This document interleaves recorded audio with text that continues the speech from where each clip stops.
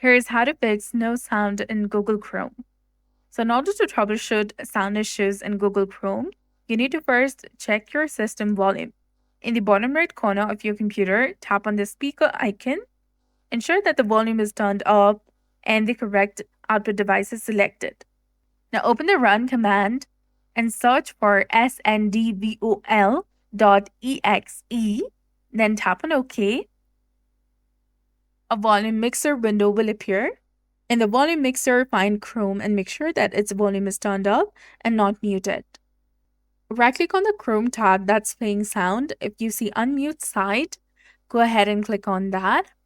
And on the website itself, for example, YouTube, look for the volume control within the video player and make sure that it's not muted and the volume is at the desired level. This will vary depending on the site. So that's it for this video. I hope you found this helpful. If you did, please like, share, and subscribe. Thanks for watching.